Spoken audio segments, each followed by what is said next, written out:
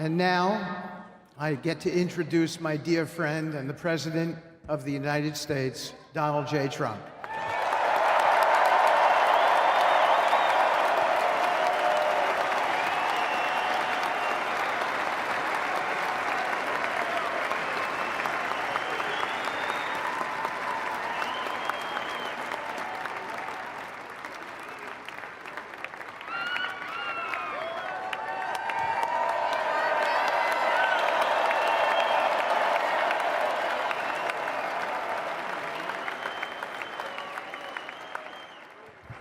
Thank you very much, everybody. Appreciate it. Thank you.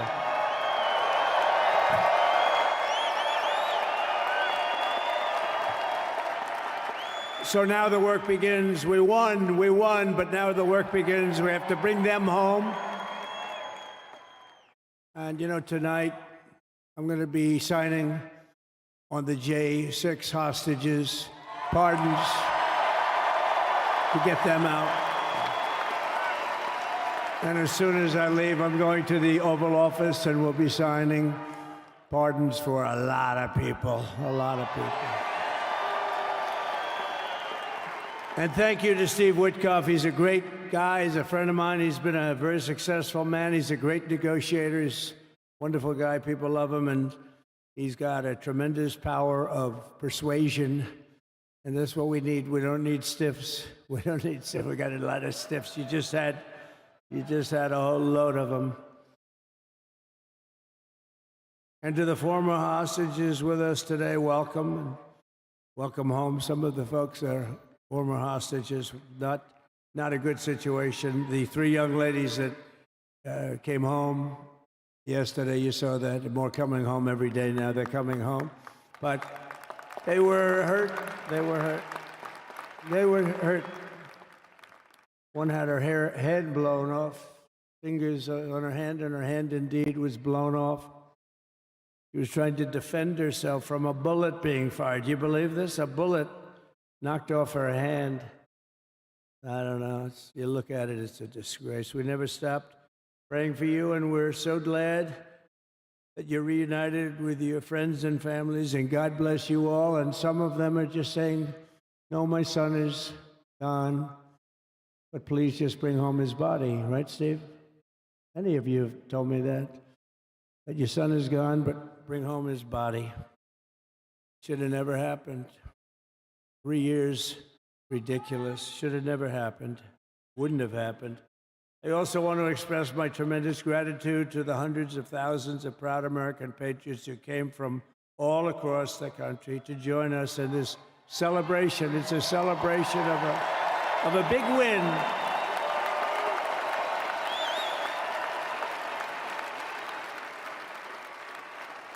And you're witnessing the dawn of the golden age of America. That's what it's going to be. We're bringing it back. We're going to bring it back fast. We're going to bring it back fast. Let us also thank the incredible service members, National Guardsmen, Police, Secret Service, and law enforcement personnel who are keeping us all safe, even though, and they are great people. New York's finest. I grew up with New York's finest, and we got to give them their authority back. You won't have any crime. There'll be no crime. You give them little authority back. The whole way they run things in this country now, it's disgraceful. But it's going to change rapidly. We're going to make our cities safe again, too. Even though we're indoors, we've had a magnificent inaugural parade. And let's give a big round of applause. They were great. To all of the incredible performers and hardworking men and women who made it possible. Those people, really talented, amazing people. I also want to thank my wonderful family for being here, especially my beautiful wife, our First Lady, Melania.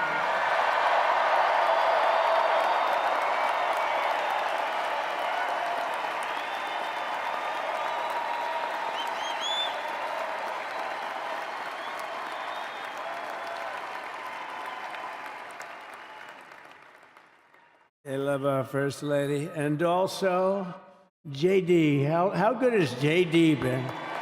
And his beautiful wife, Usha. How good is JB? JD has been great. He's another good negotiator, Steve. He's a great negotiator, too. We need negotiators in this country. But so many of the people on the stage behind, not only family members, as an example, Lara Trump, the wife of Eric. She was the head of the Republican Party, along with my friend Michael. Stand up, the two of you. What a job. What a job they did. They worked so hard. They knew there'd be rigging, but they said, we're going to make it too big to rig, and we did. We made it too big to rig.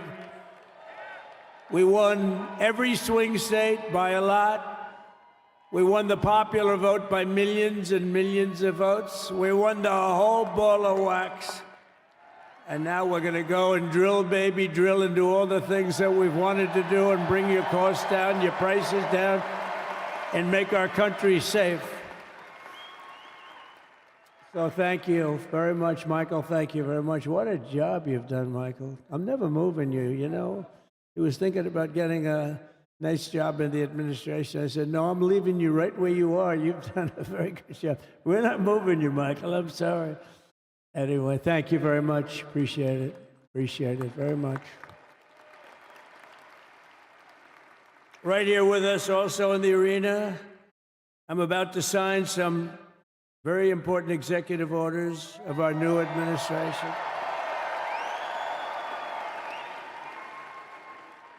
Hey, Don, will you stand up, please? Don is another one. How about Don? This guy.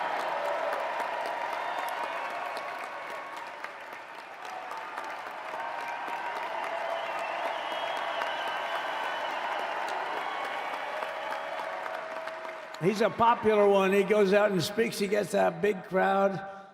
He's a little on the rough side sometimes, but that's what you want. He's done a fantastic job, and he loves our country. Thanks, Don. Great job. You've done a great job. And Ivanka.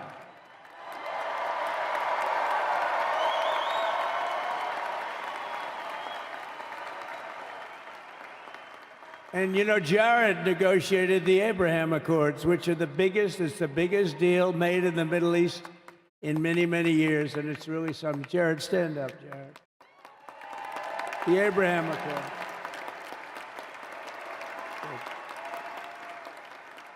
And Tiffany's going to have a little baby. And Michael.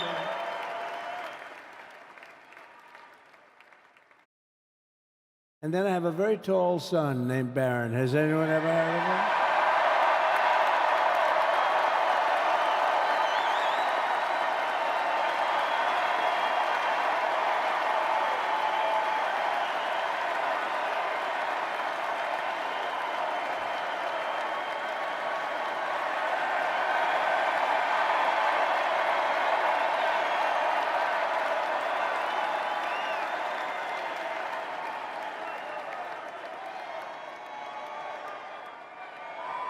Thank you.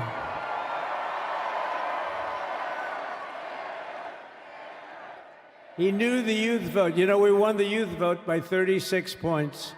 And he was saying, Dad, you got to go out and do this one and that one. And we did a lot of them. And he respects them all. He understood them very well. And he said, Dad, you got to go out, do Joe Rogan, do all these guys. And we did. We did. And Joe Rogan was great. They were all great, right? Aaron, they were all good. He understood the market. Another famous one, how about Kai? Stand up, Kai.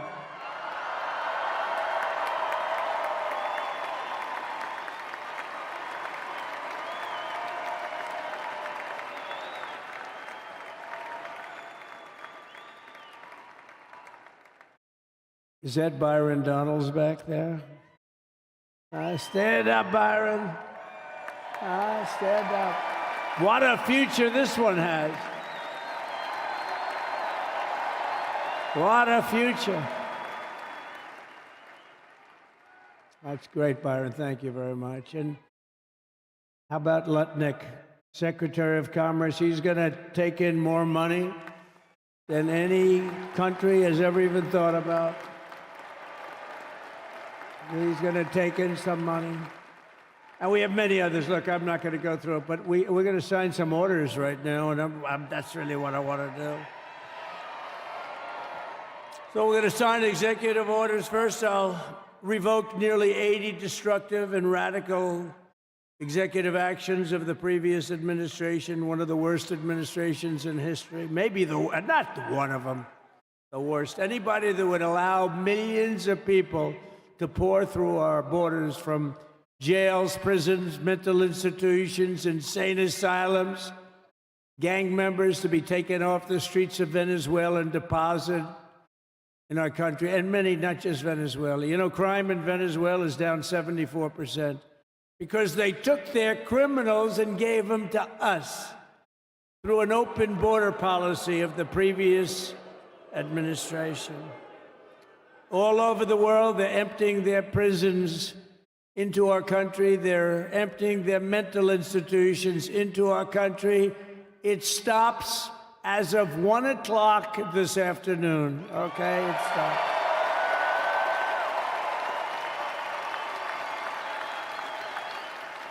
So I'm revoking nearly 80 destructive, radical executive actions of the previous administration. They'll all be null and void within about, what, 5 minutes? Is that them over there? 5 minutes? And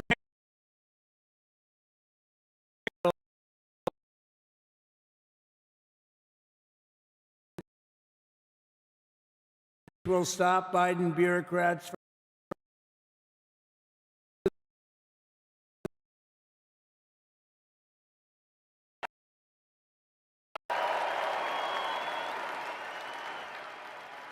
should be all of them, but some sneak through, but we have to live with a couple, I guess.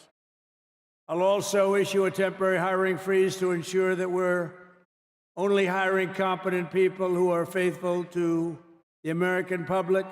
And we will pause the hiring of any new IRS agents. We will also require that federal workers must return to the office in person. And we're going to take the 88,000 people that they hired to go after you with guns. By the way, they're allowed to use guns and harass you like they were so many other people. Remember this. Okay, remember?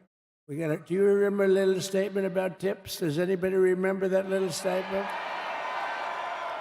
I think we won Nevada because of that statement. But they went out and harassed you over the tips. In other words, we are restoring control of our government to the people. We're going to take those 88,000. Let's see if they'd like to work on the border, because that's where we want them, really.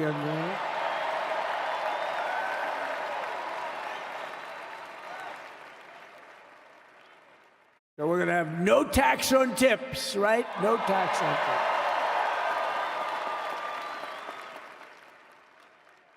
We may have, like the Speaker of the House, is he here? He's done such a good job. Is Mike here? He's around here someplace. I saw him just a little while ago. Hello, fellas. Look at you guys. Yeah, I know it. He's great. He's doing great. They're all doing good. The Republican Party has never been unified like it is right now. They want to save our country. And we're going to more than save it. We're going to make it greater than it's ever been before by a lot. Next, I'm going to sign a presidential memorandum directing every member of my cabinet to marshal every power at their disposal to defeat inflation and rapidly bring down the cost of daily life, because your costs have gone through the roof in the last 4 years. Perhaps you didn't notice. Does anyone notice their costs are like double, triple, quadruple? You can't buy bacon.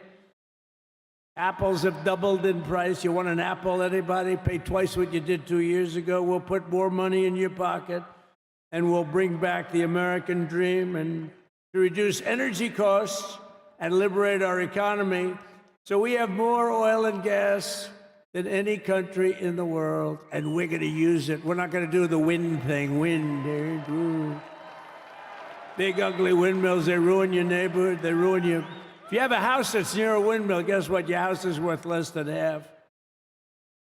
And did you see up in New England with the whales? You see what's happening? So they had 2 whales killed in about 14 years. Last year and the year before, total, they had 28. So if you're into whales, you don't want windmills either. and they're the most expensive form of energy that you can have by far. And they're all made in China, by the way, practically all of them. And they kill your birds and they ruin your beautiful landscapes. But other than that, I think they're quite good, right? Now, remember when we used to joke and kid when we were kidding, but we don't kid anymore? They want to watch the debates on television. They want to watch your favorite president on television. But the wind isn't blowing, so we can't watch television that night, Gladys. Remember? Gladys, I'm sorry, the wind is just not blowing. We're not watching Trump tonight.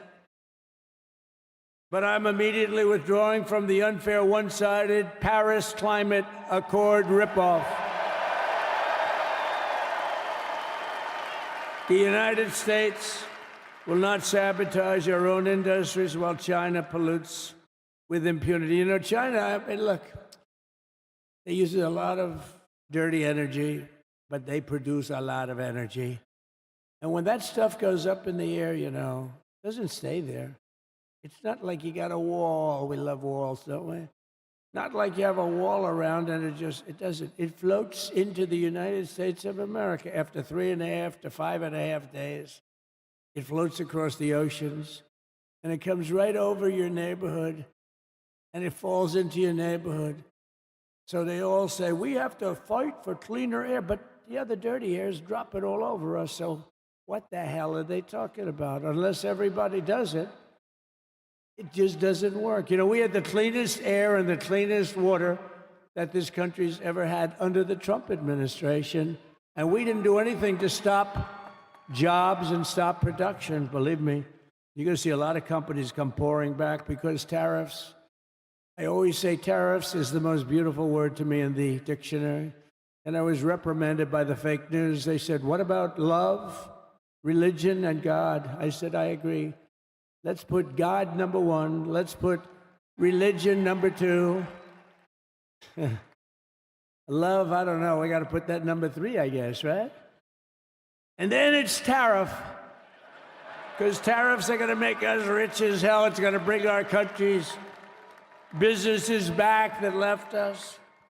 And I'll also sign an executive order to immediately end federal government censorship of the American people. In America, we believe in free speech, and we're bringing it back starting today to stop the weaponization. Oh, do I know about that? These creeps.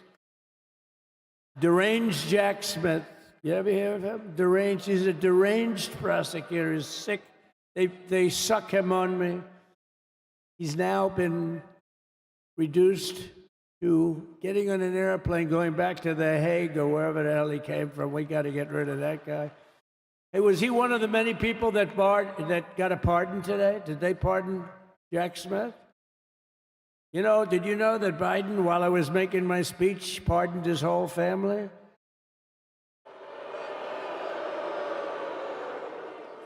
The brother, the whole deal was pardoned. Can you imagine that? While I was making my speech. Did everybody hear my speech? Did you like my speech?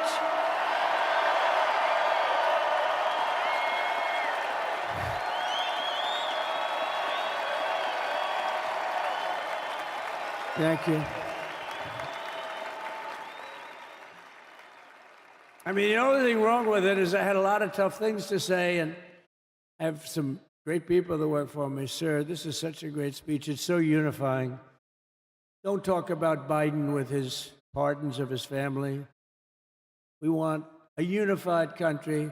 They said, don't talk about the J6 hostages that you're going to be releasing today. Sir, don't put that in your speech, please. I said, but I want to put it in my speech. I said, sir, it won't be unified like it is. It's so beautiful the way it is. And it is getting great reviews. You know, if I put things like that in, I'll get terrible reviews. One little paragraph that's a little bit wrong, the fake news goes crazy, right? So I said, all right, I won't put it in my speech, but you know what? I'm speaking in front of a hell of a lot of people. at a place called Capital One Arena, and I'll talk about it there. So we're going to be going over the beautiful Oval Office, one of the great offices in history. Even if it wasn't beautiful, it's the Oval Office, but it is beautiful. And we love the Oval Office. It all starts with the wars start and end there. Everything starts and ends at the Oval Office. We love it. But we're going to go to the Oval Office. We're going to release our great hostages that didn't do, for the most part, they didn't do stuff wrong. You take a look at what went on, and look what happens in other parts of the country. In Portland, where they kill people, they destroy the city, nothing happens to them. In Seattle, where they took over a big chunk of the city, nothing happened. Minneapolis, where they burned down the city, nothing happened. Essentially, nothing happened. All they want to do is go after the J6 hostages. A 76-year-old grandmother was arrested the other day. She was looking, I think because she was looking at the Capitol or something like that. No, we're not going to put up with that crap anymore.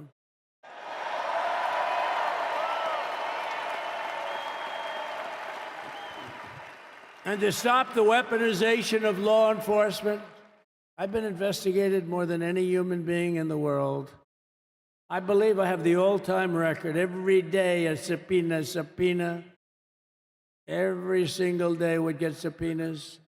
I was more than any person. Alphonse Capone, remember I used to talk about it? Now, Alphonse Capone, Scarface, he was a pretty rough guy. He was investigated about 1/100th what Trump was investigated. My father's looking down at me, my mother, how the hell did this happen? You know what it is? They investigated their political opponent, the opponent of Biden, and then ultimately Kamala. Has anyone ever heard of Kamala?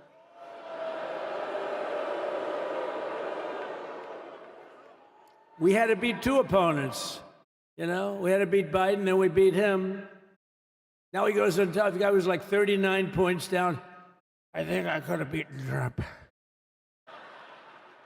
They should have left me and I would have beaten. Now, his debate performance wasn't the best, right? That's what killed him. And then they had to change, and that's like you get into a fight. The great Dana White spoke last night. We love Dana White, right? UFC.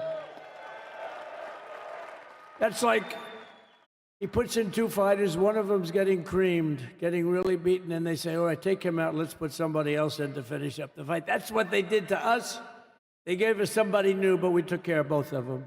So we beat actually two opponents. But to stop the weaponization of law enforcement and our government, I will also sign an order directing every federal agency to preserve all records pertaining to political persecutions under the last administration, of which there were many, and beginning the process of exposing any and all abuses of power, even though he's pardoned many of these people. Can you believe it? He's pardoned them. You know why he did it while I was speaking? Because that way I couldn't speak about it. I was speaking. I didn't know he did it. I finished my speech, and they said, sir, he pardoned his whole family. I said, oh, can I go back out there and talk about it? Somehow that wouldn't be very elegant. Our First Lady would say, please don't do that. But we have plenty of time to talk about it, and we will.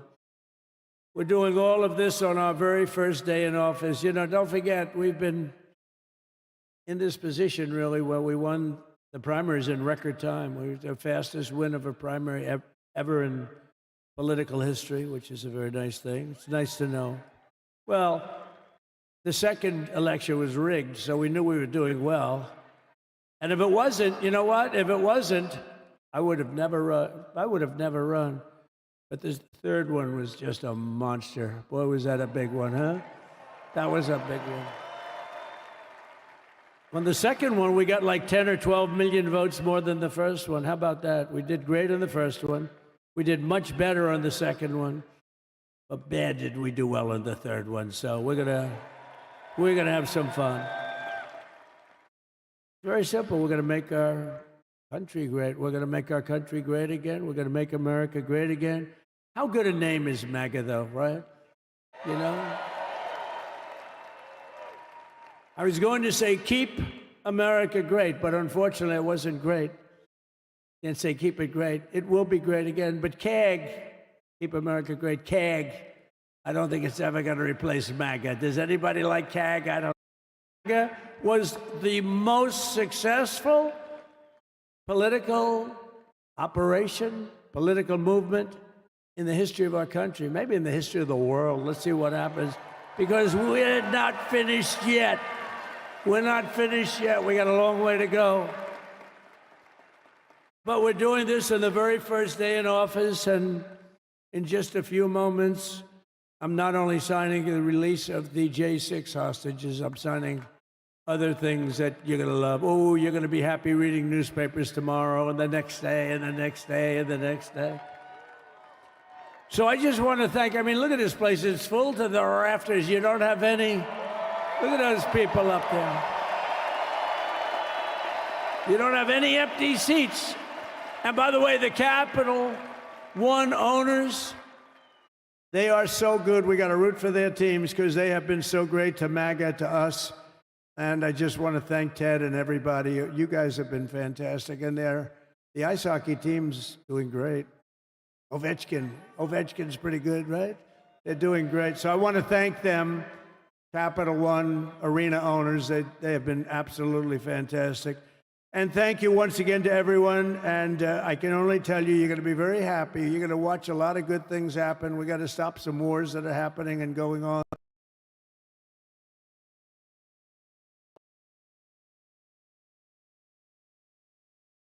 Israel would have never been hit on October 7th, and none of you would be up here. None of you would even know anything about this tragedy that you're going through right now. But Iran was broke. Anybody that bought oil from Iran, they couldn't do any business with us. You're not going to do business with America. China passed. Everybody passed. They were broke. They didn't have money for Hamas. They didn't have money for Hezbollah. And your sons would be alive, and they certainly wouldn't be incarcerated like they are. It's such a shame. But we're getting a lot of people out in a short period of time. So I'm going to go right over to here, and I'm going to sign in front of you. Is that okay? Good.